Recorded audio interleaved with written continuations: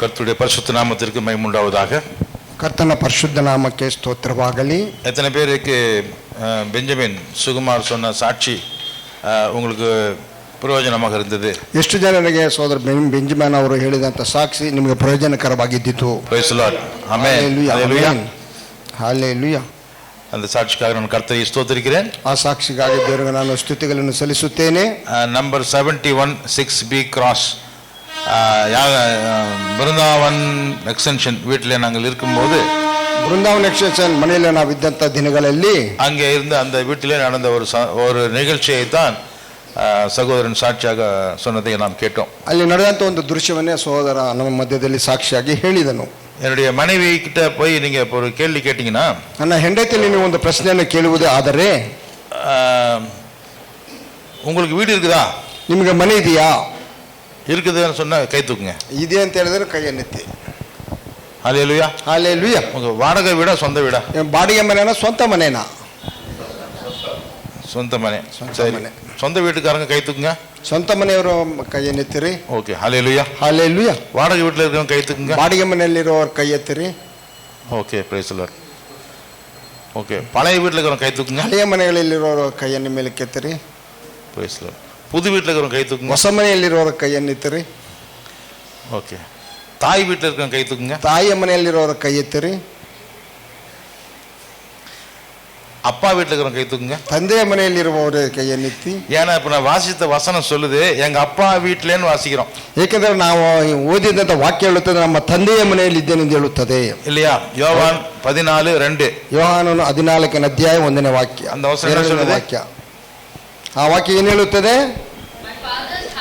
ಸಾಕು. ಮೈ ನನ್ನ ತಂದೆಯ ಹೌಸ್ ಮನೆಯಲ್ಲಿ. ಕನ್ನಡத்துல ತಂದೆಯ ಮನೆಯಲ್ಲಿ. ನನ್ನ ತಂದೆಯ ಮನೆಯಲ್ಲಿ. ಈ ಸುಮ್ಮನೆ ಹಂಗೆ ಅಡ್ರೆಸ್ ಸರಿಯಾಗಿ ಹೇಳ್ಬೇಕು. ನನ್ನ ತಂದೆಯ ಮನೆಯಲ್ಲಿ ಬಹಳ ಬಿಡಾರಗಳಿವೆ. ಸಾಕು ಸಾಕು ಸಾಕು. ತಮಿಳಲ್ಲಿ ಎನ್ ಪಿದಾವಿನ್ வீட்டில். ನನ್ನ ತಂದೆಯ ಮನೆಯಲ್ಲಿ. ತೆಲುಗು ನಾ ತಂಡ್ರಿ ಇಂಟಿಲೋ. हिंदी में मेरा पिता के मेरे पिता घर में रहते घर में. हालेलुया. हालेलुया. ಕರ್ತನಿಗೆ ಸ್ತೋತ್ರ. ದೇವರ ನಮಗೆ ಸ್ತೋತ್ರವು. பழைய வீடு புது வீடு, ಹಳೆಯ ಮನೆ ಹೊಸ ಮನೆ, பெரிய வீடு சின்ன வீடு, ದೊಡ್ಡ ಮನೆ ಚಿಕ್ಕ ಮನೆ. நீ தப்பா நினைக்க கூடாது. சின்ன வீடுனாக்கா வேற. ஓகே, எந்த வீடுமா உங்களுக்கு பிடிக்குதுன்னு நீங்க போய் என் மனைவிட்ட கேட்டீங்கன்னா, ಯಾವ ಮನೆ ನಿಮಗೆ ಇಷ್ಟವೆಂದು ನನ್ನ ಹೆಂಡತಿಯಲ್ಲಿ ನೀವು ಹೋಗಿ ಕೇಳಿದರೆ, கஷ்டப்பட்டு வீடு கட்டிருக்கேங்க ನಾನು அலைகேசரியில, ಕಷ್ಟಪಟ್ಟು ಮನೆ ಕಟ್ಟಿದ್ದೇನೆ ನಾನು ಹಳೆ ಕೆಸರದಲ್ಲಿ. அந்த அம்மா ஒரு வீடு சொல்றாங்க, அந்த வீடு தான் எனக்கு ரொம்ப பிடிக்கும், இப்போ விட்ட கூட நான் ஓடி போயிருவேங்கிறாங்க. ಆ ಮನೆ ಬಹಳ ಇಷ್ಟವಿದೆ, ಇವಾಗ ಬಿಟ್ಟರು ನಾ ಮನೆಗೆ ಓಡಿ ಹೋಗುತ್ತೇನೆ. எந்த வீடுமா அது? ಯಾವ ಮನೆ ಎಂಬುದು உங்களுக்கு எப்படி தெரியும்? அது நான் கட்டல, இப்படிதான் வேற ஒருத்தர் கட்டியிருக்காரு. அந்த வீடு தான் அவங்களுக்கு ரொம்ப பிடிக்குது. நாங்கள் பிருந்தாவன் படாவனையில் இருக்கிற வீடு. ಅದು ನಾ ಕಟ್ಟಿದಂತ ಮನೆ ಅಲ್ಲ, ಬೇರೆಯವರು ಕಟ್ಟಿದ ಮನೆ, ಬೃಂದಾವನ್ ಎಕ್ಸೆಸ್ ನಲ್ಲಿ ಇರುವಂತ ಒಂದು ಮನೆ. ஏனென்றால் ಏಕೆಂದರೆ அந்த வீட்டில் நடந்த ಅನೇಕ நிகழ்ச்சிகள் அவங்களுக்கு ரொம்ப பிடிச்சிருக்குது. ಆ ಮನೆಯಲ್ಲಿ ನಡೆದಂತ ಅನೇಕ ದೃಶ್ಯಗಳು ಅವರಿಗೆ ಬಹಳ ಇಷ್ಟಕರವಾಗಿವೆ. அந்த வீட்டில் இருக்கும் பொழுதுதான் பெஞ்சமின் வந்து தன்னுடைய ஃப்ரெண்டு கிருபாவோட வந்து அங்க எங்க கூட ஒரு வாரம் தங்கி இருந்தார். ಆ ಮನೆಯಲ್ಲಿ ಇದ್ದಾಗಲೇ ಬೆಂಜಮಿನ್ ಮತ್ತು ಅವರ ಸ್ನೇಹಿತ ಕೃಪಾ ಒಟ್ಟಿಗೆ ಒಂದು ವಾರ ನಮ್ಮ ಮನೆಯಲ್ಲಿ ಅವರು ಇದ್ದರು. அந்த வீட்டில் இருக்கும் பொழுதுதான் கெசியா பிறந்தாள். ಆ ಮನೆಯಲ್ಲಿ ಇದ್ದಾಗಲೇ ಗೆಸ್ಸೆ ಹುಟ್ಟಿದಳು. ஹல்லேலூயா. ஹல்லேலூயா. அந்த வீட்டில் இருக்கும் பொழுதுதான் பிரதர் ரட்சிக்கப்பட்டு ஞானஸ்தானம் எடுத்து ஒரு புல்பிட்டு செஞ்சு வச்சாரு. ಆ ಮನೆಯಲ್ಲಿ ಇದ್ದಾಗಲೇ ಬ್ರದರ್ ರಕ್ಷಣೆ ಹೊಂದಿ ಜ್ಞಾನಸ್ನಾನವನ್ನು ಪಡೆದು ಒಂದು ಫುಲ್ ಪಿಟ್ ಅನ್ನು ಅವರು ಮಾಡಿಕೊಟ್ಟರು. ஃபுல் ஃபிட்டு தான் இருக்கிறேன் நான். புல்பிட். ஆமா, அந்த வீட்டில் இருக்கும் பொழுதுதான் பிரதர் வினோதுக்கும் சுனிலுக்கும் கல்யாணம் நடந்தது. ಆ ಮನೆಯಲ್ಲಿ ಇದ್ದಾಗಲೇ ವಿನೋದ್ ಮತ್ತು ಸುನಿಲ್ ಅವರಿಗೆ ವಿವಾಹವಾಯಿತು. தப்பா நினைச்சுக்காதீங்க, இவனுக்கு தனி கல்யாணம் அவனுக்கு தனி கல்யாணம். முதல்ல வந்து வினோத் சாந்திக்கு நடந்தது. ಮೊದಲು ವಿನೋದ್ ಶಾಂತ್ ಅವರಿಗೆ ನಡೆಯಿತು. அதுக்கு பிறகு சுனிலுக்கும் சுமாவுக்கும் நடந்தது. ನಂತರ ಸುಮಾ ಮತ್ತು ಸುನಿಲ್ ನಡೆಯಿತು. ஹல்லேலூயா. ஹல்லேலூயா. அந்த வீட்டில் இருக்கும்போது தான் எனக்கு முதலாக எனக்கு ஒரு காரும் கிடைத்தது. ಆ ಮನೆಯಲ್ಲಿ ಇದ್ದಾಗಲೇ ಮೊದಲು ನನಗೆ ಒಂದು ಕಾರು ದೊರಕಿತು. அது என்ன காருன்னா, அது பழைய கார். ಅದು ಹಳೆಯ ಕಾರು. இவ்வளவு இன்னும் அநேக விஷயங்கள் வந்து க்ளோரி கேட்டீங்கன்னா அவங்க வேற லைன்ல போவாங்க. ಅನೇಕ ವಿಷಯಗಳು ಕೇಳಿದರೆ ಗ್ಲೋರಿ ಸಹೋದರರು ಅವರು ಮತ್ತೊಂದು ಮಾರ್ಗದಲ್ಲಿ ಹೋಗುತ್ತಾರೆ. அந்த ಅನುಭವங்கள் எல்லாம் அவங்களுக்கு அது ரொம்ப மனசுக்குள்ளே இருக்கிறதுனால, ಆ ಅನುಭವಗಳೆಲ್ಲ ಅವರ ಮನಸ್ಸಿನಲ್ಲಿ ಇರುವುದರಿಂದ அந்த இடத்தினுடைய அந்த வீட்டினுடைய வாசல் வெளி வாசல்ல இருந்து உள்ள வரைக்கும் அவங்க இருதயம் மனசெல்லாம் அப்படியே இருக்குது. அங்க ಅಲ್ಲಿ ಮನೆಯ ಬಾಗಿಲಿನಿಂದ ಒಳಗಿರುವಂತ ಪ್ರತಿಯೊಂದು ಸ್ಥಳಗಳಲ್ಲಿ ಅವರ ಮನಸ್ಸು ಹಾಗೆ ಅಲ್ಲಿ ನಾಟಿದೆ. அந்த வீட்டை விட்டு காலி பண்ணிட்டு போகணுங்கிற ஒரு நிலைமை வரும் பொழுது, ಆ ಮನೆಯನ್ನು ಬಿಟ್ಟು ನಾವು ಖಾಲಿ ಮಾಡಿ ಹೋಗುವಂತ ಒಂದು ಪರಿಸ್ಥಿತಿ ಬಂದಾಗ ரொம்ப ரொம்ப கஷ்டப்பட்டாங்க. ಬಹಳ ಮನಸ್ಸಲ್ಲಿ ವೇದನೆ ಹೊಂದಿದರು. நான் ரொம்ப ಸಿಂಪಲ್ எடுத்து நான் பாட்டு சீக்கிரமா காலி பண்ணிட்டு போயிட்டேன். ನಾನು ಸಿಂಪಲ್ ಆಗಿ ನಾನು ತೆಗೆದುಕೊಂಡು ಅದನ್ನು ಬೇಗನೆ ಖಾಲಿ ಮಾಡಿ ನೀವು ಹೋದೆವು. எங்கட ஆளக்கண்ணு தேடினா ಎಲ್ಲಿ ಜನ ನನ್ನ ಹೆಂಡತಿ ಕಾಣುತ್ತಿದ್ದ ಅವರು ಹುಡುಕಿದರೆ ஒரு ரூமா போய் நின்றுக்கிட்டு அந்த அம்மா, அருமையான வீட்டை எனக்கு ஆசீர்வாதமாய் கொடுத்தீரே அப்படின்னு பிரேயர் பண்ணிட்டு அழுதுட்டு இருக்காங்க. ಅಯ್ಯೋ ದೇವರೇ, ನಮಗೆ ಸುಂದರವಾದ ಮನೆಯನ್ನು ಆಶೀರ್ವಾದಕ್ಕೆ ಕೊಟ್ಟಿರಿ ಎಂದು ಅವರು ಪ್ರಾರ್ಥನೆ ಅಳುತ್ತಿದ್ದರು. பழைய வீடு பிடிக்குமா உங்களுக்கு? ಹಳೆಯ ಮನೆ ನಿಮಗೆ ಇಷ್ಟನಾ? இல்லையா? ಇಲ್ವೇ?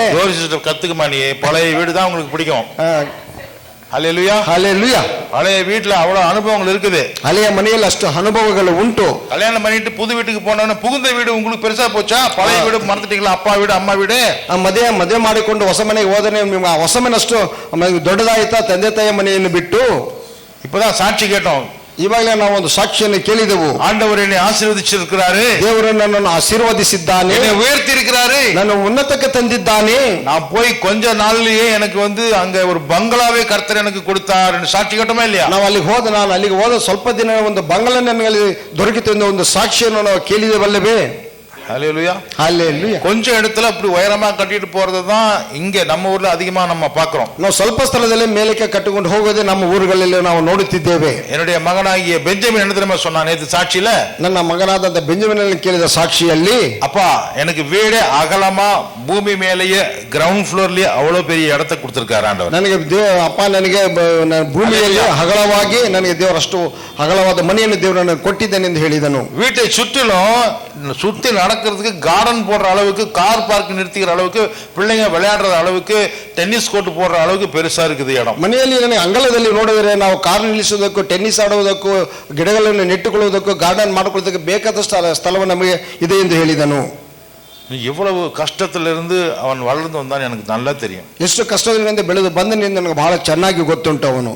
ஆனா இப்போ ஆண்டவர் என்னை உயர்த்திட்டாரு, ஆசீர்வதிச்சிட்டாரு, நான் ரொம்ப விசாலமா இருக்கிறேன்னு சொல்லி பெருமைப்படுறதுக்கு பதிலாக, ಆದರೆ ನಾನು ನನ್ನ ದೇವರು ನನ್ನ ಉನ್ನತದಲ್ಲಿ ಇಟ್ಟನು, ಬಹಳ ಆಶೀರ್ವದಿಸಿದನು, ನಾನು ಒಳ್ಳೆಯ ಸ್ಥಿತಿಯಲ್ಲಿದ್ದೇನೆ ಎಂದು ಹೇಳುವುದಕ್ಕೆ ಬದಲಾಗಿ இன்னும் அந்த பழைய வீட்டுல அவங்க இருந்த சாதாரண ஓட்டு வீடு, அந்த வீட்டை வந்து இன்னைக்கு நினைச்சு பார்க்கறான். ಆದ್ರೆ ಅವನು ಹಳೆಯ ಮನೆ, ಆ ಸಾಧಾರಣ ಮನೆ, ಹೆಂಚಿನ ಮನೆಯನ್ನು ಈ ದಿನದಲ್ಲಿ ಕೂಡ ಜ್ಞಾಪಕ ಮಾಡಿಕೊಳ್ಳುತ್ತಾನೆ. அது கிரவுண்ட் ஃப்ளோர் தான், ಅದು ಚಿಕ್ಕ ನೆಲದ ಮನೆಯೇ. ஆனா அந்த வீட்டுல நடந்த சில விஷயங்கள், அங்க நடந்த சில அனுபவங்கள் அவனுக்கு இன்னைக்கும் கூட அஸ்திவாரமாக நிற்கிறது. ಆದ್ರೆ ಆ ಮನೆಯಲ್ಲಿ ನಡೆದ ಕೆಲವು ಘಟನೆಗಳು, ಅಲ್ಲಿರುವಂತಹ ಒಂದು ಕಾರ್ಯಗಳು ಈ ದಿನದಲ್ಲಿ ಅದು ಅಸ್ಥಿಭಾರವಾಗಿದೆ. ஹல்லேலூயா, ಹಲ್ಲೇಲೂಯಾ. வீடு மாத்திருக்கீங்களா? ಮನೆಯನ್ನು ಬದಲಾಯಿಸಿದ್ದೀರಾ? வீடு மாத்தணும்னு சொல்லி எவ்வளவு பேர் முயற்சி பண்றீங்க? ಮನೆಯನ್ನು ಬದಲಾಯಿಸಬೇಕು ಎಷ್ಟು ಜನ ಪ್ರಯತ್ನ ಪಡುತ್ತಿದ್ದೀರಾ? நம்ம லுக்லயே பேசுற மம்மிகிட்ட ஏஞ்சல் அப்படியே ஒரு லுக் விடுறான். நம்ம அம்மா நான் பேச வேண்டியதை பாஸ்ட் பேசிட்டு இருக்கிறார். ஹல்லேலூயா, ಹಲ್ಲೇಲೂಯಾ.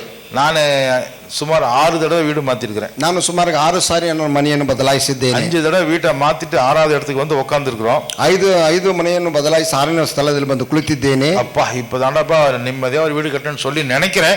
ಈಗ ಅಪ್ಪ ನಾನು ಇವಾಗ ಒಂದು ಮನೆಯನ್ನು ಕಟ್ಟಿದ್ದೇನೆ ಅಂದುಕೊಂಡು ನಾನು ಅಂದುಕೊಳ್ಳುತ್ತಿದ್ದೇನೆ. கார்ல வரும்போது இந்த அம்மா அப்படி சொல்றது, ಕಾರಲ್ಲಿ ಬರುವಾಗ ಅಮ್ಮ ವಿಧವಾಗಿ ಹೇಳುತ್ತಿದ್ದಾನೆ, நான் அந்த வீட்டுக்கு போயிருவேன், பழைய வீட்டுக்கு. ಬಿಟ್ರೆ ಅದೇ ಮನೆಗೆ ನಾನು ಹೊಡೆಯುತ್ತೇನೆ, ಹಳೆ ಮನೆಗೆ. நம்ம மனசு அப்படித்தானே இருக்குது இல்லையா? ನಮ್ಮ ಮನಸ್ಸು ಆ ವಿಧವಾಗಿ ತಾನೆ ಇದೆಯಲ್ಲವೇ? எத்தனை பேர் இப்ப அனுமதி கொடுத்தா பழைய வீட்டுக்கு போறது கிடையாது இருக்கீங்க? ಎಷ್ಟು ಜನ ಅನುಮತಿ ಕೊಟ್ಟರೆ ಹಳೆಯ ಮನೆಗೆ ಹೋಗ್ಲಿಕ್ಕೆ ಇಷ್ಟಪಡುತ್ತೀರಾ? சரிப்பா, ஹல்லேலூயா, வாவ். சில பேர் கையை தூக்க மாட்டேங்கிறீங்க, ಕೆಲವರು ಕೈಯನ್ನು ಎತ್ತುತ್ತಿಲ್ಲ. ஓகே, அது நல்லதுதான், ಒಳ್ಳೆಯದೇ. ஏன் என்றால், ಏಕೆಂದರೆ பழைய வீட்டுல வெறும் நன்மையை மட்டுமா நம்ம பார்த்தோம்? ನಾವು ಹಳೆಯ ಮನೆಯಲ್ಲಿ ಬರೀ ಒಳ್ಳೆಯದನ್ನೇ ನಾವು ನೋಡಿದೇವಾ? பழைய வீடுங்கும் போது அங்கே பழைய காலத்திலே நம்ம பட்ட கஷ்டங்கள் நமக்கு ஞாபகத்துக்கு வரும். ಹಳೆಯ ಮನೆ ಎಂದಾಗ ನಾವು ಆ ದಿನಗಳಲ್ಲಿ ಪಟ್ಟಂತ ಒಂದು ಕಷ್ಟಗಳು ನಮಗೆ ಜ್ಞಾಪಕಕ್ಕೆ அந்த ಬರುತ್ತದೆ. நேரத்தில் இருந்த சூழ்நிலைகள் எப்படியாக நமக்கு நமக்கு விரோதமாக நமக்கு பிடிக்காம நடந்தது என்பதை நம்ம ಆ அறிந்திருக்கிறோம். ದಿನಗಳ ಪರಿಸ್ಥಿತಿಗಳು ನಮಗೆ ಇಷ್ಟವಿಲ್ಲದಂತೆ ವಿರೋಧವಾಗಿ ನಡೆದಂತದ್ದು ಕೂಡ ಎಷ್ಟೋ ಕಾರ್ಯಗಳು ಇದ್ದಿರಬಹುದು. நான் கடைசியா கொடுத்த மெசேஜ் யாருக்கு ஞாபகம் இருக்கு? ನಾನು ಕೊನೆಯದಾಗಿ ಕೊಟ್ಟಂತ ಒಂದು ಸಂದೇಶ ಯಾರಿಗೆ ಜ್ಞಾಪಕವಿದೆ? பழைய வீடு, ಹಳೆಯ ಮನೆ, முதல் வீடு, ಮೊದಲನೇ ಮನೆ, தாயினுடைய கர்ப்ப பையன் சொன்னேன். தாಯಿಯ ಗರ್ಭವು ಅಂತ ನಾನು ಹೇಳಿದೆ. இந்த அம்மா இங்கேயே உட்காந்துட்டு இருக்குது யாதகிரியில். உங்க வீடுமா, உன்னுடைய முதல் வீடு எங்க பிரதர்? ನಿಮ್ಮ ಮೊದಲನೇ ಮನೆ ಎಲ್ಲಿ ಬ್ರದರ್? ತಾಯಿಯ ಗರ್ಭ. ஓ, தாயினுடைய கர்ப்பம் 10 மாசம் மறந்துட்டீங்களா? ತಾಯಿಯ ಗರ್ಭವು 10 ತಿಂಗಳಿಂದ ಮರೆತು ಹೋಗಿದ್ದೀರಾ? அதுதான் உங்களுடைய பெட்ரூமு, அதுதான் உங்களுடைய லிவிங் ரூமு, அதுதான் டைனிங் ரூமு, அதுதான் உங்களுடைய வாஷ்ரூமு, அதுதான் உங்களுடைய ரெஸ்ட் ரூமு, அதுதான் உங்களுடைய வெராண்டா, அதுதான் கார்டனு.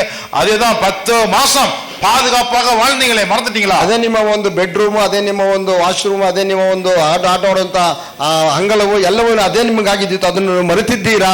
மழை வந்தாலும் வெயில் அடிச்சாலும் கவலையே கிடையாது. ಮಳೆ ಬಂದರು ಬಿಸಿಲು ಹೊಡೆದ್ರು ಯಾವ ಚಿಂತೆ ಇಲ್ಲ.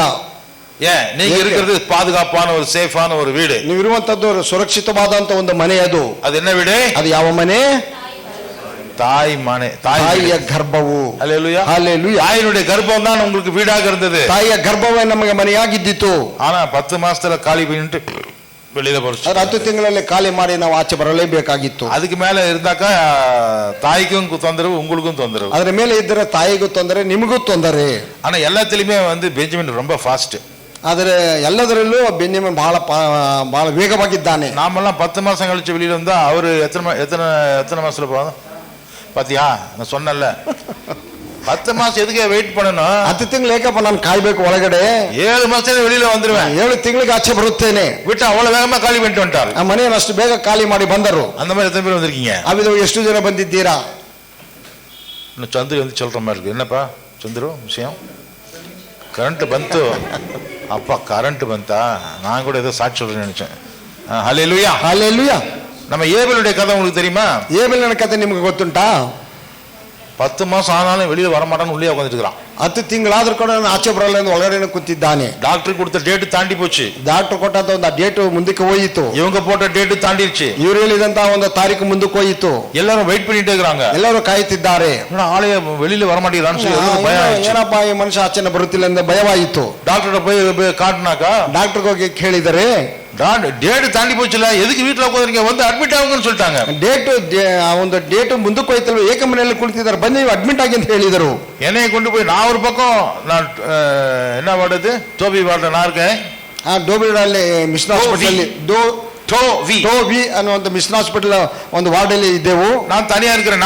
நான் ஒருத்தன் தனியா இருக்கிறேன். ನಾನು ಒಬ್ಬನೇ ಒಬ್ಬಂಟಿಗನಾಗಿದ್ದೇನೆ. என் மனைவி லேபர் ரூம்ல தனியா இருக்கிறாள். ನನ್ನ ಹೆಂಡತಿ ಲೇಬರ್ ರೂಮ್ ಅಲ್ಲಿ ಒಬ್ಬಂಟಿಗಾಗಿದ್ದಾಳೆ. புருஷெல்லாம் ஏற்கனவே பிறந்ததுனால அவளை வந்து பாத்துக்கிறதுக்கு ஆள் இல்லாதனால நான் வந்து எஸ்தர் பிரசாத்ங்கிற வீட்டுல விட்டுட்டு வந்துட்டேன். ನಾನು ಪುರುಷರಾಮನಿಗೆ ಮುಚಿತವಾಗಿ ಹುಟ್ಟಿದ್ದರಿಂದ ನಾವು ನೋಡಿಕೊಳ್ಳಕ್ಕಾಗದೆ ಎಸ್ತರ್ ಅನ್ನುವ ಅವರ ಒಂದು ಮನೆಯಲ್ಲಿ ನಾವು ಬಿಟ್ಟು ಬಂದೆನು.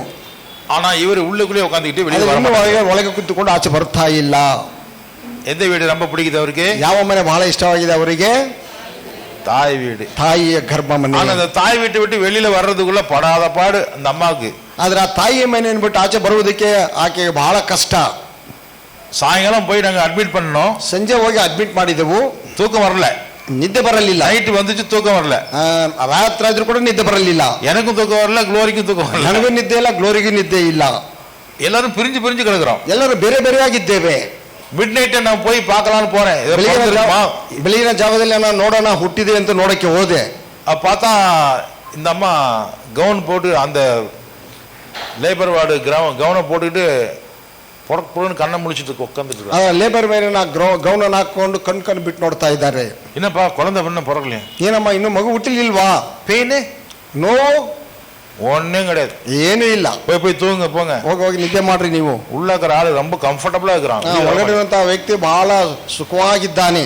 திருப்பி நான் ரூமுக்கு வரேன், 2 தடவை எந்திரிக்கிறேன், 3 தடவை எந்திரிக்கிறேன், ஆளே காணோம், ஃபோனும் வரல, ஒண்ணுமே வரல. ಸರ್ ರೂಮಿಗೆ ಬಂದೆ ನಾನು, ಏನೋ ಒಂದು ವಿಷಯ ಯಾವುದೋ ಒಂದು ಸುದ್ದಿ ಬರ್ತಾ ಇಲ್ಲ. அடுத்த நாள் ಮಾರನೇ ದಿನ காலையில எந்திரிச்சு போய் பாக்குறேன். ಬೆಳಿಗ್ಗೆ ಹೋಗಿ ಎದ್ದು ನೋಡುತ್ತೇನೆ. உள்ளே பூந்துட்டேன், ಲೇಬರ್ ರೂಮ್ಗೆ நான் பூந்துட்டேன். ಲೇಬರ್ ಒಳಗೆ ರೂಮ್ ಒಳಗೆ ನಾನು ಹೋದೆನು. அங்க யாரும் என்னை தடுத்து நிறுத்தல. ಅದು ಯಾರು ನನ್ನ ತಡೆಯಲಿಲ್ಲ. பார்த்தா இந்த அம்மா அப்படியே நடந்துட்டு இருக்கான். ಸರಿ ನೋಡಿದ್ರೆ ಅಮ್ಮ ಹಾಗೆ ನಡೆಯುತ್ತಿದ್ದಾರೆ. ಫರ್ನೇಸ್ಗುள்ள ಶಾದ್ರಾಕ್ ಮೆಷಾಕ್ ಅಬೇದ್ನೆಗೋ எப்படி நடந்துட்டு இருப்பாங்க அந்த ಹೇಗೆ மாதிரி. ಬೆಂಕಿಯ ಒಂದು ಫರ್ನೇಸ್ ಒಳಗೆ ಶಾದ್ರಾಕ್ ಮೇಷಕ್ ಅಬೇದ್ನೆಗೋ ಹೇಗೆ ನಡೆಯುತ್ತಿದ್ದರು. பார்த்தாக்கா எங்க பசிக்குதுங்கன்னு சொல்லி சொல்றான் என் வைஃப். ಕೇಳಿದರೆ ನನಗೆ ಹೊಟ್ಟೆ ಹಸಿವು ಎಂದು ಹೇಳ್ತಿದ್ದಾರೆ ನನ್ನ ಹೆಂಡತಿ. ஐயோ குழந்தை ಆ ಮಗು அவன் வெளியே வர மாட்டேன் உள்ளே இருக்கான். ಇನ್ನು ಒಳಗಡೆ ಬರ್ತಾ ಇಲ್ಲ, ಅವ್ರು ಆಚೆ ಒಳಗಡೆ ಬರ್ತಾ ಇನ್ನೂ 12 மணி ஆச்சு, 1 மணி ஆச்சு, 1-2 ಗಂಟೆ ಆಯಿತು.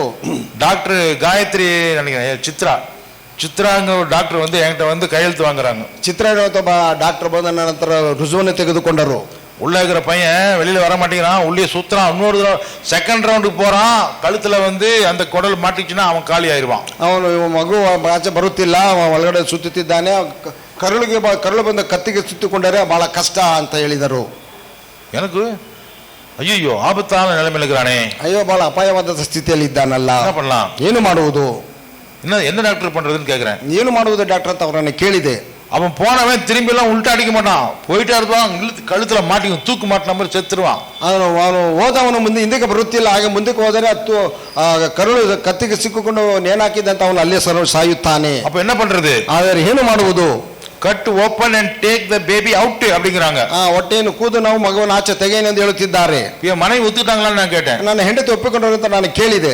உங்க வைஃபே உங்க பேச்ச கேட்க மாட்டாங்க, என் பேச்ச எப்படி பாஸ்டர் கேட்பாங்க. ನಿಮ್ಮ ಹೆಂಡತಿ ನಿಮ್ಮ ಮಾತೇ ಕೇಳುವುದಿಲ್ಲ, ನನ್ನ ಮಾತೇ ಕೇಳುತ್ತಾರೆ ಪಾಸ್ಟರ್ ಅಂತ ಅವರು ಹೇಳಿದರು. என்னப்பா அந்த வீட்டை விட்டு வெளியே வர முடியாதுன்னு சொல்லி நான் என்ன பண்ணேன், நான் சைன் பண்ண சொல்லி நான் சைன் போட்டேன். ಸರಿ, ಹುಡುಗ ಮನೆ ಬಿಟ್ಟು ಆಚೆ ಬರ್ತಿರ್ಲಿಲ್ಲ, ನಾನು ಸೈನೇ ಹಾಕಬಿಟ್ಟೆ.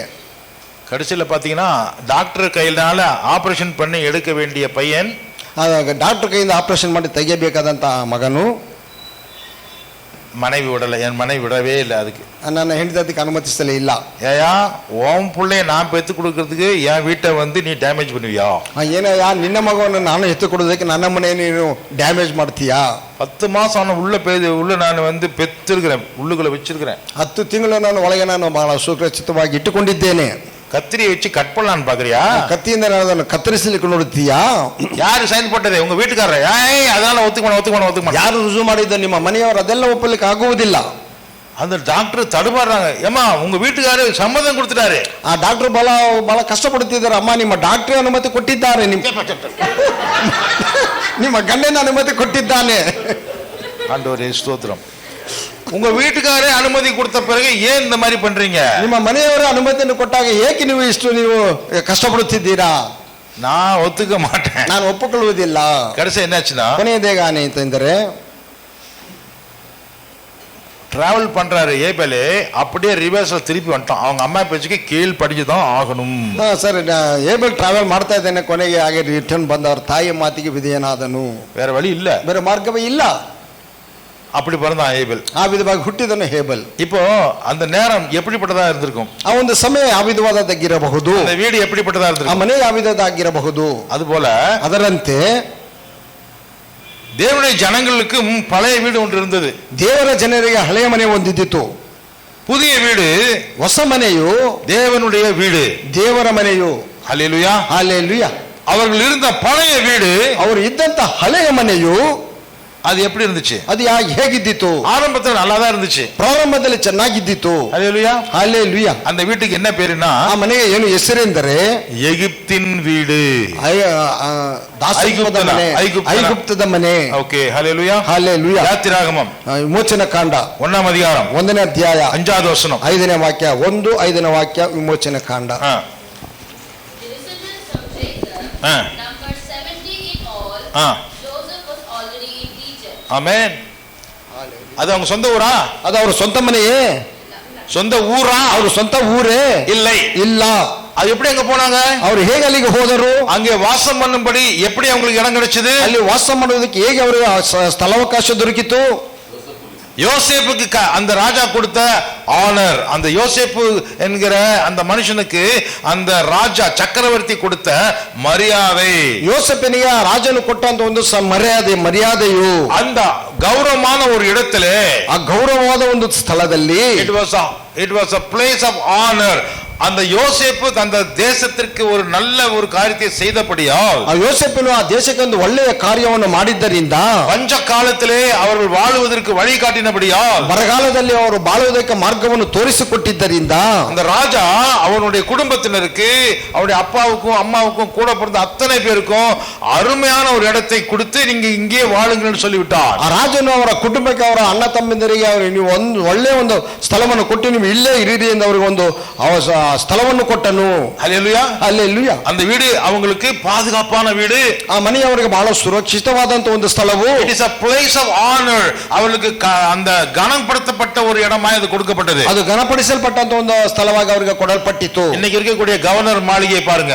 ಇದನ್ನಿರುವಂತಹ ಗವರ್ನರ್ ಅವರ ಒಂದು ಮನೆಯನ್ನು ನೋಡಿ ಅವರು ಟ್ರಾವೆಲರ್ಸ್ ಬಂಗಲಾ பாருங்க. ಟ್ರಾವೆಲರ್ಸ್ ಬಂಗಲಾ ನೋಡಿರಿ. ಗೆಸ್ಟ್ ಹೌಸ್ಗಳ பாருங்க. ಗೆಸ್ಟ್ ಹೌಸ್ಗಳನ್ನು ನೋಡಿರಿ. லலித் மஹால பாருங்க. ಲಲಿತ ಮಹಲನ್ನು ನೋಡಿರಿ. அதெல்லாம் ராஜாவுடைய நண்பர்கள் வந்து தங்குவதற்காக கொடுக்கப்பட்ட இடம். ರಾಜನ ಸ್ನೇಹಿತರು ಇರುವುದಕ್ಕಾಗಿ ಕೊಟ್ಟಂತ ಒಂದು ಸ್ಥಳಗಳು. அப்படிப்பட்ட ஒரு இடத்தை தான் எகிப்திலே இஸ்ரவேல் ஜனங்களுக்கு கொடுக்கப்பட்டது. ಆ ವಿಧವಾದಂತ ಸ್ಥಳವನ್ನೇ ಐಗುಪ್ತ ದೇಶದಲ್ಲಿ ಇಸ್ರಾಯೇಲ್ ಜನರಿಗೆ ಕೊಡಲ್ಪಟ್ಟಿತು. அவ்வளவு ஆசீர்வாதமான அந்த இடத்திலே அவர்கள் எப்படி இருந்தார்கள் தெரியுமா? ಅಷ್ಟು ಆಶೀರ್ವಾದ ಒಂದು ಸ್ಥಳದಲ್ಲಿ ಅವರು ಹೇಗೆ ಇದ್ದರು ಗೊತ್ತುಂಟೆ? யாத்திராகமம் 1ஆம் அதிகாரம் ವಿಮೋಚನೆ ಕಾಂಡ 1ನೇ ಅಧ್ಯಾಯ 7வது வசனம் 7ನೇ ವಾಕ್ಯ. But the Israelites were extremely fruitful. Ah. They multiplied greatly, Ah. increased in numbers, Ah. and became so numerous amen. that the land was filled with them. Hallelujah. Hallelujah. இந்த வசனத்தை நீங்க வீட்ல உட்கார்ந்து படிங்க. நான் சொல்றது மட்டும் கேட்டுட்டு போங்க. ಈ ವಾಕ್ಯವನ್ನು ಮನೆಯಲ್ಲಿ ಕುಳಿತು ಓದಿರಿ ನಾನು ಹೇಳಿದ ಮೇಲೆ. இஸ்ரவேல் புத்திரர் அந்த இடத்திலே எப்படி இருந்தார்கள் தெரியுமா? ಇಸ್ರಾಯೇಲ್ ಜನರು ಆ ಒಂದು ಸ್ಥಳದಲ್ಲಿ ಹೇಗೆ ಇದ್ದರು ಗೊತ್ತುಂಟೆ? மிகவும் பலுகி பெருகி ಅಭಿವೃದ್ಧಿಯಾಗಿ ಅಧಿಕವಾಗಿ ಹೆಚ್ಚಿ ஏராளமாய் பெருகி பலத்திருந்தார்கள். ಹೆಚ್ಚಳವಾಗಿ ಬಹಳವಾಗಿ ಬಲಗೊಂಡರು. தேசம் அவர்களால் நிறைந்தது. ಆ ದೇಶದಲ್ಲೆಲ್ಲ ತುಂಬಿಕೊಂಡರು. எகிப்து தேசத்தினுடைய ஸ்ட்ரெங்த் அவர்கள் வாழ்ந்த அந்த இடமாய் மாறி போனது. ಐಗುಪ್ತ ದೇಶದ ಒಂದು ಬಲವೇ ಅವರು ಬಾಳಿದಂತಹ ಒಂದು ಸ್ಥಳವಾಗಿದ್ದಿತು. எல்லாவற்றிலும் அவர்கள் மிகுதியாய் பெருகினார்கள். ಎಲ್ಲದರಲ್ಲೂ ಅಧಿಕವಾಗಿ ಅವರು ಹೆಚ್ಚಳಪಟ್ಟರು. எதிலெல்லாம் பெருகினார்கள்? ಯಾವುದರೆಲ್ಲ ಅವರು ಹೆಚ್ಚಳಪಟ್ಟರು? அறிவிலே பெருகினார்கள். ಜ್ಞಾನದಲ್ಲಿ ಹೆಚ್ಚಳಪಟ್ಟರು. சரீரத்திலே பலத்திலே பெருகினார்கள். ಶರೀರದಲ್ಲಿ ಬಲದಲ್ಲಿ ಅವರು ಹೆಚ್ಚಳಪಟ್ಟರು. அவருடைய எண்ணிக்கையிலே அவர்கள் பெருகினார்கள். ಹೆಚ್ಚಾಗಿ ಅಭಿವೃದ್ಧಿ ಹೊಂದುತ್ತಾ ಹೋದರು. ஹல்லேலூயா. Hallelujah. They grow up like anything. They were growing mentally, physically, spiritually, and in all their physical blessings. சரீரத்துக்கு சம்பந்தப்பட்ட அத்தனை ஆசீர்வாதத்திலேயும் அவர்கள் மிகுதியாய் பெருகினார்கள். ಶರೀರಕ್ಕೆ ಸಂಬಂಧಪಟ್ಟ ಅಷ್ಟು ಆಶೀರ್ವಾದಗಳು ಅಭಿವೃದ್ಧಿ ಒಂದು ಹೆಚ್ಚುತ್ತಾ ಹೋದರು.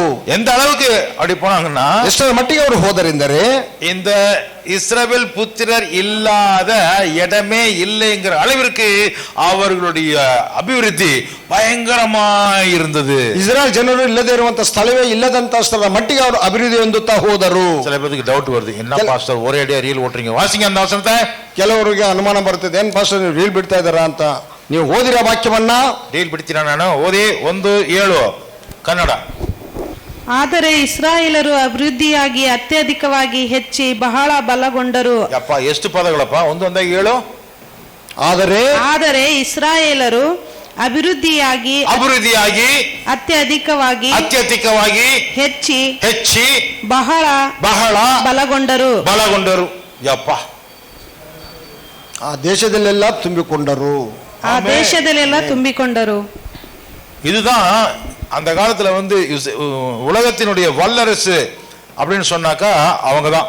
ಆ ಲೋಕದ ಶಕ್ತಿಯುಳ್ಳ ಅರಸನು ಯಾರೆಂದರೆ ಅವರೇ எகிப்து தேசம். ಐಗುಪ್ತ ದೇಶವು. எகிப்து தேசத்துடைய ஸ்ட்ரெಂತ್ எங்க இருந்ததுன்னு சொன்னா, ಐಗುಪ್ತ ದೇಶದ ಒಂದು ಬಲವು ಶಕ್ತಿ ಎಲ್ಲಿತ್ತೆಂದರೆ இஸ்ரவேலர்கள் வாழ்ந்த அந்த பகுதி தான். ಇಸ್ರಾಯೇಲರು ಬಾಳಿದಂತ ಆ ಒಂದು ಭಾಗವೇ.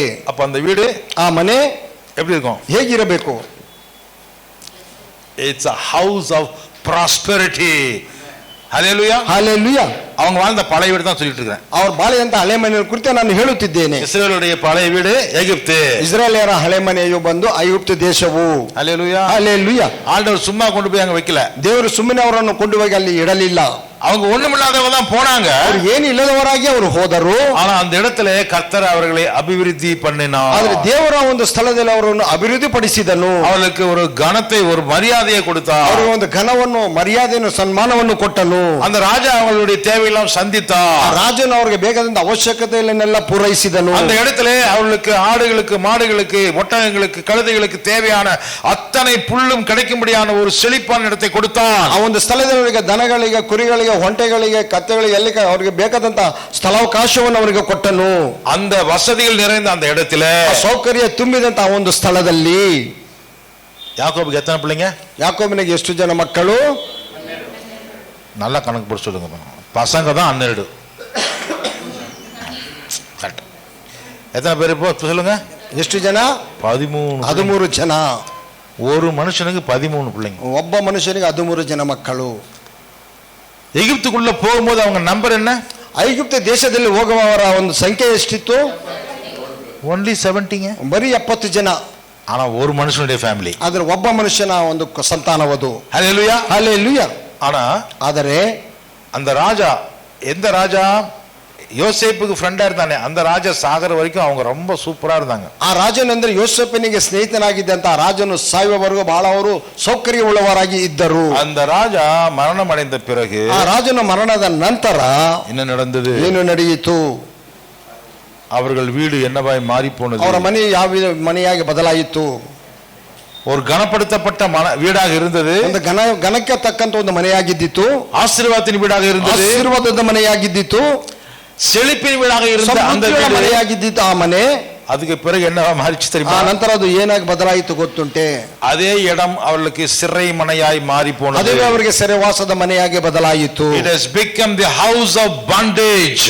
வாசிங்க யாத்திராகமம் 1ஆம் அதிகாரம் 10வது வசனம். ವಿಮೋಚನ ಕಾಂಡ 1:10ನೇ ವಾಕ್ಯ. ನಮಗೆ ಯುದ್ಧವೇನಾದರೂ ಸಂಭವಿಸಿದರೆ ಅವರು ನಮ್ಮ ಶತ್ರುಗಳೊಂದಿಗೆ ಕೂಡಿಕೊಂಡು ನಮಗೆ ವಿರೋಧವಾಗಿ ಕಾದಾಡಿ ದೇಶವನ್ನು ಬಿಟ್ಟು ಹೋದಾರು. ಅವರು ವೃದ್ಧಿಯಾಗದಂತೆ ನಾವು ಉಪಾಯ ಮಾಡೋಣ ಎಂದು ಹೇಳಿದನು. ಆಮೆನ್. ಪಡ ಪಡ ಪಡನೆ. Come.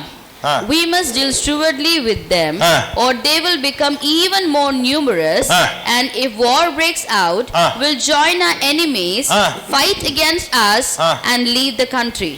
So they should not leave the country. We should put them under chains. அவர்கள் செழிப்படைந்து பலத்திருக்கிறபடியால் அவர் அபிவிருத்தி பலகொண்டிருவதರಿಂದ நம்முடைய விரோதிகளோடு கூட அவர்கள் சேர்ந்து கொள்ளுவார்களோ என்கிற பயம் வந்தது. ನಮ್ಮ ವಿರೋಧಿಗಳೊಟ್ಟಿಗೆ ಅವರು ಸೇರಿಕೊಳ್ಳುತ್ತಾರೋ ಎನ್ನುವ ಒಂದು ಭಯವು ಅವರಿಗೆ ಬಂದಿತು. என்னதான் இருந்தாலும் இவன் நம்ம ஊர்க்காரன் இல்லையே, வெளியிலிருந்து வந்தவன் தானே, குடி வந்தவன் தானே. ಏನಾದ್ರೂ ಸರ್ ಅವರು ನಮ್ಮ ಊರಿನವರಲ್ಲವಲ್ಲ, ಇವರು ಆಚೆ ಊರಿನಿಂದ ಬಂದವರಲ್ಲವೇ. நம்ம ஊருக்கு வந்து நம்மளை விட அதிகமா செழிப்பா வளர்ந்துட்டானே. ನಮ್ಮ ಊರಿಗೆ ಬಂದು ನಮಗಿಂತಲೂ ಹೆಚ್ಚಾಗಿ ಅಭಿವೃದ್ಧಿ ಹೊಂದಿದ್ದಾರಲ್ಲವೇ. நாளைக்கு இவன் நம்மளை விட்டு வேற ஒருத்தரோட கூட கை சேர்ந்து கொண்டால், ನಾಳೆ ಅವರು ನಮ್ಮನ್ನು ಬಿಟ್ಟು ಮತ್ತೊಬ್ಬರಿಗೆ ಅವರು ಕೈ ಸೇರಿಸಿದರೆ நாம் இவர்களை ஜெயிக்க முடியுமா? ನಾವು ಇವರನ್ನು ಜಯಿಸಲಿಕ್ಕೆ ಸಾಧ್ಯನೇ? இவர்கள் நம்ம தேசத்தை விட்டு வெளியில போக கூடாது, ಇವರು ನಮ್ಮ ದೇಶವನ್ನು ಬಿಟ್ಟು ಆಚೆ ಹೋಗಬಾರದು அப்படின்னு சொல்லி ಈ ವಿಧವಾಗಿ ಹೇಳಿ என்ன பண்றாங்க? ಏನು ಮಾಡಿದರು? தேசத்தை விட்டு தாண்டி போக கூடாது, செக் போஸ்ட் வைக்கிறான் அந்த ராஜா. ಆ ದೇಶವನ್ನು ಬಿಟ್ಟು ಆಚೆ ಹೋಗಬಾರದು, ಅದಕ್ಕೆ ಒಂದು ಎಲ್ಲೆಯನ್ನು ದೇವರು ಇಟ್ಟನು. அவர்கள் வாழ்ந்த இடமே அவர்களுக்கு ಸಿರೆಯಾಗಿ ಮಾರಿ போனது. ಬಾಳಿದಂತ ಒಂದು ಆ ಸ್ಥಳವೇ ಅವರಿಗೆ ಸೆರೆವಾಗಿ ಅದು ಉಂಟಾಯಿತು. 1ಆம் அதிகாரம் 11வது வசனம். 11ನೇ ವಾಕ್ಯ. ಆದ ಕಾರಣ ಅವನ ಜನರು ಇಸ್ರಾಯೇಲರನ್ನು ಬಿಟ್ಟಿ ಕೆಲಸದಿಂದ ಉಪದ್ರವ ಪಡಿಸುವುದಕ್ಕಾಗಿ ಬಿಟ್ಟಿ ಮಾಡಿಸುವ ಅಧಿಕಾರಿಗಳನ್ನು ಅವರ ಮೇಲೆ ಇಟ್ಟು ಫರೋಹನಿಗೆ ಪಿತೋಮ್ ರಾಮೇಸ್ ಎಂಬ ಉಗ್ರಾಣ ಪಟ್ಟಣಗಳನ್ನು ಕಟ್ಟಿಸಿದರು. இதே வீடு இப்ப என்ன மாறி போச்சு தெரியுமா? ಇದೇ ಮನೆ ಇವಾಗ ಏನಾಗಿ ಬದಲಾಯಿತು ಗೊತ್ತುಂಟೆ? ಸ್ಲೇವ್ಸ್ ಆಗಿ போயிட்டாங்க. ಅವರು ದಾಸರ ಗೃಹವಾಗಿ ಬದಲಾಯಿತು. It's become a place of oppression. ஒடுக்கப்படுகிற ஒரு இடமா அந்த இடம் மாறி போனது. ಅವರು ಬಿಟ್ಟಿ ಕೆಲಸ ಮಾಡುವಂತ ಒಂದು ಸ್ಥಳವಾಗಿ ಆ ಮನೆ ಬದಲಾಯಿತು. ವಚನ 13. 13ನೇ ವಾಕ್ಯ. ಇಸ್ರಾಯೇಲರ ಕೈಯಿಂದ ಕ್ರೂರವಾಗಿ ಸೇವೆ ಮಾಡಿಸಿಕೊಂಡು ಕ್ರೂರವಾದ ಮನೆಯಾಗಿ ಹೋಯಿತು.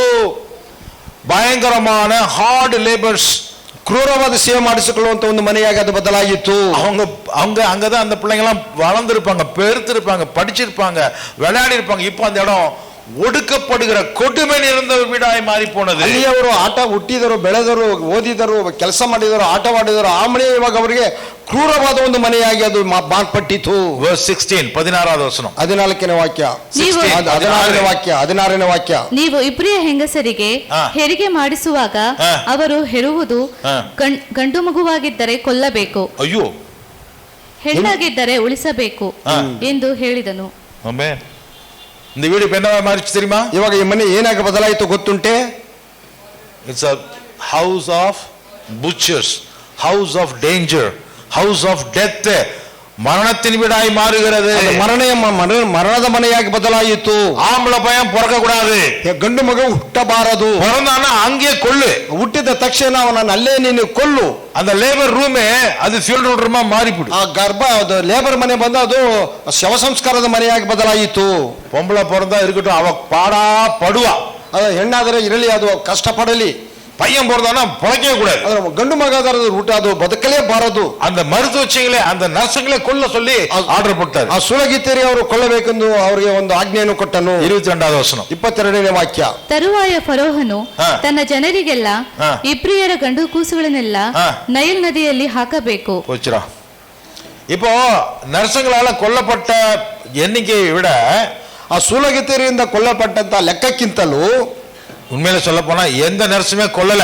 ಆದ್ರೆ ನಿಜ ಹೇಳಬೇಕಂದ್ರೆ ಯಾವ ಸೂಲಗಿತ್ತೇರೋ ಮಕ್ಕಳನ್ನು ಕೊಲ್ಲಲೇ ಇಲ್ಲ. ஆண் பிள்ளைகள் நன்றாக பிறக்கிறார்கள், வளருகிறார்கள், ಬಲತ್ತು போகிறார்கள். ಈ ಗಂಡು ಮಕ್ಕಳು ಚೆನ್ನಾಗಿ ಸುಖಭದ್ರವಾಗಿ ಹುಟ್ಟುತ್ತಿದ್ದಾರೆ, ಬೆಳೆಯುತ್ತಿದ್ದಾರೆ, ಅವರು ಬಲ ಹೊಂದುತ್ತಲೇ ಹೋಗುತ್ತಾರೆ. என்னடா ஏன் இப்படி பண்றீங்க? ರಾಜ ನೋಡುತ್ತಿದ್ದಾನೆ, ಏಕೆ ನೀವು ಈ ವಿಧವಾಗಿ ಮಾಡುತ್ತಿದ್ದೀರಿ? நர்சுங்களை கூப்பிட்டு அவங்களை கண்டிக்கிறான். ಆ ಸೂಲಗಿತ್ತರನ್ನು ಕರೆದವರನ್ನು ಖಂಡಿಸುತ್ತಾನೆ. சார், இது உங்க ஊர் பொம்பளைங்க மாதிரி இல்ல. இஸ்ரேல் ஜனங்க ரொம்ப ஸ்ட்ராங். நாங்க போறதுக்கு முன்னாடி அவங்க குழந்தைய பெத்து அவங்களே குளிப்பாட்டி அவங்களே நல்ல பால் குடுக்குறாங்க சார். ஒண்ணுமே பண்ண முடியல ಸಾರ್. ಇಸ್ರೇಲ್ ಸ್ತ್ರೀಯರು ಬಂದು ನಿಮ್ಮ ದೇಶದ ಸ್ತ್ರೀಯರು ಅಂತೆಲ್ಲ ಅವರನ್ನು ಹೋಗುವುದಕ್ಕೆ ಮುಂಚಿತವಾಗಿಯೇ ಮಕ್ಕಳನ್ನು ಎತ್ತು ಅವರನ್ನು ಶುದ್ಧ ಮಾಡಿ ಅವರನ್ನು ಬೇರೆ ಕಡೆ ಇಡುತ್ತಿದ್ದರು. இப்ப என்ன பண்றது? ಇವಾಗ ಏನು ಮಾಡುವುದು? ரகசியமாய் அவர்களுடைய எண்ணிக்கையை குறைக்கவே முடியாது. ರಹಸ್ಯವಾಗಿ ಅವರ ಲೆಕ್ಕವನ್ನು ಕಮ್ಮಿ ಮಾಡಲಿಕ್ಕೆ ಸಾಧ್ಯವೇ ಇಲ್ಲ. அந்த இடம் இப்ப எப்படி மாறுது? ಆಗ ಒಂದು ಸ್ಥಳ ಹೇಗೆ ಬದಲಾಗುತ್ತಿದೆ? ಇವಾಗ பிள்ளைங்க குழந்தைங்க இருக்கிற பசங்க யாரெல்லாம் தப்பிச்சிருவாங்களோ அத்தனை பேரையும் தூக்கி ನೈಲ್ ನದಿಲ ಪೋಡು. ಯಾರೆಲ್ಲ ಮಕ್ಕಳು ಗಂಡು ಮಕ್ಕಳೆಲ್ಲ ಹುಟ್ಟಿ ತಪ್ಪಿಸಿಕೊಂಡಿದ್ದಾರೆ ಅಷ್ಟು ಜನರನ್ನು ತೆಗೆದು ನೀವು ಆ ನೈಲ್ ನದಿಯಲ್ಲಿ ಅವರನ್ನು ಬಿಸಾಕಿರಿ. அவங்க வாழ்ந்த வீடு புலம்பலின் வீடாய் மாறுகிறது. ಅವರು ಬಾಳಿದಂತ ಒಂದು ಮನೆಯ ಗೋಳಾಟದ ಮನೆಯಾಗಿ ಬದಲಾಯಿತು. ಪ್ರಲಾಪದ ಮನೆಯಾಗಿ ಬದಲಾಯಿತು. It has become the house of lamentation, pain, வலி, ನೋವು, ಪ್ರಲಾಪಗಳು. அவர்களால தாங்க முடியல. ಅವರಿಂದ ಸಹಿಸಿಕೊಳ್ಳಲಿಕ್ಕೆ ಸಾಧ್ಯವಾಗುತ್ತಿಲ್ಲ. ವಂಶங்கள் வராதபடிக்கு ஆண் பிள்ளைகளை கொல்லும்படி அங்கே பிசாசು ஏவுகிறான். ಅವರ ವಂಶಗಳು ಬೆಳೆಯದಂತೆ ಗಂಡು ಮಕ್ಕಳನ್ನು ಕೊಲ್ಲುವುದಕ್ಕೆ ಸೈತಾನನು ಅವರನ್ನು ಪ್ರೇರೇಪಿಸುತ್ತಿದ್ದಾನೆ. நிறைய விஷயத்தை நான் சொல்ல டைம் ಇಲ್ಲ. ಅನೇಕ ವಿಷಯಗಳು ಹೇಳಬೇಕೆಂದಿದ್ದೇನೆ, ಸಮಯವು ಸಾಲುತ್ತಿಲ್ಲ. பழைய வீடு அவர்களுடைய அடிமைத்தன வீடாய் மாறியது. ಹಳೆಯ ಮನೆಯ ಅವರ ದಾಸತ್ವದ ಮನೆಯಾಗಿ ಅದು ಬದಲಾಯಿತು. குய்யோ முறையோ அப்ரஹாமின் தேவனே, ஈசாக்கின் தேவனே, யாக்கோபின் தேவனே என்று சொல்லி அழுது அழுது முறையிடுகிற, ஜெபிக்கிற, கண்ணீர் வடிக்கிற வீடாய் மாறியது. ಅಬ್ರಹಾಮನ ದೇವರೇ, ಈಸಾಕನ ದೇವರೇ, ಯಾಕೋಬನ ದೇವರೇ ಎಂದು ಅವರು ಗೋಳಾಡಿ ಗೋಳಾಡಿ ಕಣ್ಣೀರಿರುವಂತ ಒಂದು ಮನೆಯಾಗಿ ಅದು ಬದಲಾಯಿತು. ஹல்லேலூயா, ஹல்லேலூயா. அப்படிப்பட்ட அந்த பழைய வீட்டை விட்டு தான் ஆண்டவர் அவர்களை விடுதலை பண்ணி கொண்டு வருகிறார். ಆ ವಿಧವಾದಂತ ಹಳೆಯ ಮನೆಯನ್ನೇ ದೇವರು ಅವರನ್ನು ಅಲ್ಲಿಂದ ಬಿಡುಗಡೆ ಮಾಡಿ ಅವರನ್ನು ಆಚೆಕೊಂಡು ಬಂದನು. எங்க கொண்டு வராரு? ಎಲ್ಲಿಗೆ ಕೊಂಡು ಬರುತ್ತಾನೆ? விடுதலை செய்து கானான் தேசத்துக்கு கொண்டு வருகிறார். ಬಿಡುಗಡೆಯನ್ನು ಕೊಟ್ಟು ಅವರನ್ನು ಕಾನಾನ್ ದೇಶಕ್ಕೆ ಬಂದು ಸೇರಿಸುತ್ತಾನೆ. ஆனால் வருகிற வழியிலே, ಬರುವಂತ ಮಾರ್ಗದಲ್ಲಿ இந்த ஜனங்க என்ன பண்றாங்க? ಈ ಜನರು ಏನು ಮಾಡುತ್ತಾರೆ? ஐயோ, முறுக்கு சாப்பிடுறாங்க இல்லைங்களா? முறுமுறுக்குறாங்க, ಗುಣಗುಡುತ್ತಾರೆ. ಅವರು கடலை மிட்டாய் போட்டு கட்டிக்கிற மாதிரி ஆண்டவரை பிடிச்சி கடிக்கிறாங்க, ஊழியக்காரனை திட்டுறாங்க, எல்லாத்தையும் திட்டுறாங்க. ದೇವರನ್ನು ಅವರು ದೂಷಿಸುತ್ತಾರೆ, ಸೇವಕರನ್ನು ದೂಷಿಸುತ್ತಾರೆ, ದಾಸರು ಅವರು ಎಲ್ಲರನ್ನು ದೂಷಿಸುತ್ತಾರೆ. ದೂಷಿಸುತ್ತಾರೆ. என்ன சொல்றாங்க? ಏನು ಹೇಳುತ್ತಾರೆ? என் நத்தங்க கூட்டு வந்து நாங்க அங்கே இருந்தா நல்லா இருந்திருக்கும். ಏನು ಅವರು ಇಲ್ಲಿಗೆ ಕರೆದುಕೊಂಡು ಬಂದರು, ನಾವು ಅಲ್ಲೇ ಇದ್ದರೆ ನಾವು ಚೆನ್ನಾಗಿರುತ್ತಿದ್ದೆವು. அதை பத்தி நம்ம படிக்கலாமா? ಅದನ್ನು ಕುರಿತು ನಾವು ಓದೋಣವೇ? அடுத்து வருவாங்க. ಬರುವ ವಾರದಲ್ಲಿ கண்ணு மூடி ஜெபம் பண்ணுவோம். ನಾವು ಕಣ್ಣನ್ನು ಮುಚ್ಚಿ ಪ್ರಾರ್ಥನೆ ಮಾಡೋಣ.